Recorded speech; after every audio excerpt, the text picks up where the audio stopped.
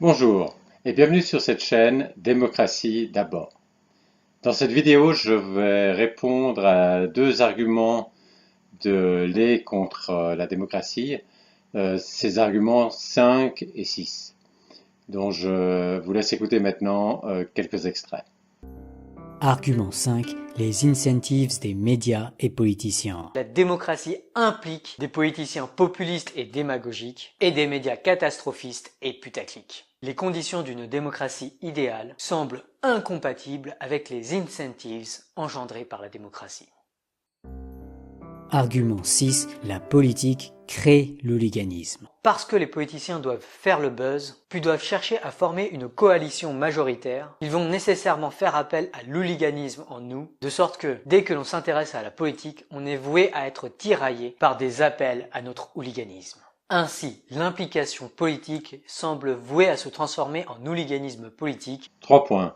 Comme d'habitude, Lé ne compare pas la démocratie avec un autre système, il fait juste des critiques à la démocratie.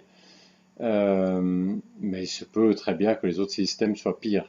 Personne ne prétend que la démocratie est un système idéal. L'idée, c'est que c'est un meilleur système que les autres. Donc, ce qu'il manque, comme dans les autres critiques de Lé, il manque une comparaison avec un autre système que Lé prétendrait meilleur. Ce qu'il faut voir, c'est que n'importe quel système se joue dans un contexte où il faut prendre des décisions communes, où tout le monde n'est pas d'accord, donc des décisions communes sans unanimité, comme Lé le dit très bien au tout début de sa vidéo. Et il n'y a pas non plus un dieu ou quelqu'un d'hyper sage, savant et philanthrope qui échappe aux différents biais qui pèsent sur chacun d'entre nous. Donc, c'est dans ce contexte-là qu'il faut trouver des règles du jeu.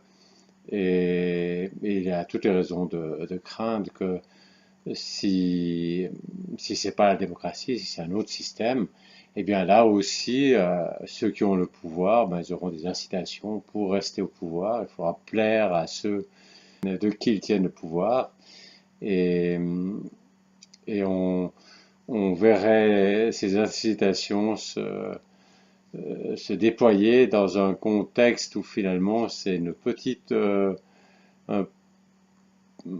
partie de la population, une petite minorité qui détient le levier du pouvoir. Donc on verrait se déployer ces incitations dans un contexte qui serait bien plus malsain que la démocratie.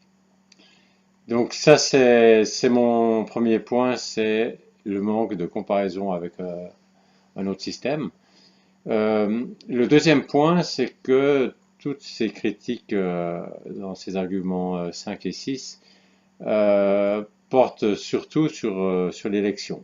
Donc les politiciens, les incitations des politiciens, donc ça c'est des élus, de ceux qui veulent être élus. Et puis alors, selon ils encouragent notre hooliganisme pour former une majorité autour d'eux, et là, c'est de nouveau les politiciens. Euh, donc, c'est peut-être très important dans un pays comme la France, qui a un système électif, mais si on parle d'une vraie démocratie où le peuple dispose du pouvoir ultime, et pas seulement d'élire ses maîtres de temps en temps, alors là, les politiciens ont aussi beaucoup moins de pouvoir et le peuple conserve lui-même davantage de pouvoir, et notamment le pouvoir de décider sur des sujets. Et là, les arguments de Lé sont moins forts lorsqu'il s'agit de votation sur des sujets que lorsqu'il s'agit d'élections. Donc ça, c'est mon deuxième point. Il faut parler si on critique la démocratie, il faut regarder une démocratie et non pas un système électif. Et mon troisième point, c'est que Lé oublie de parler des préférences des gens, que les gens ont des préférences différentes. finalement on est tous sur le même bateau, et puis il y en a qui veulent aller au nord et d'autres qui veulent aller au sud. Mais à la fin, on va aller soit au nord, soit au sud, donc et on va aller tous au même endroit. Et évidemment que à l'intérieur du bateau, entre ceux qui veulent aller vers le nord et ceux qui veulent aller vers le sud, ben, il va y avoir fatalement des tensions, des fortes tensions si ce choix-là d'aller vers le nord ou vers le sud est important. Et ça, de dire que c'est simplement de l'hooliganisme, ça me paraît un peu réducteur.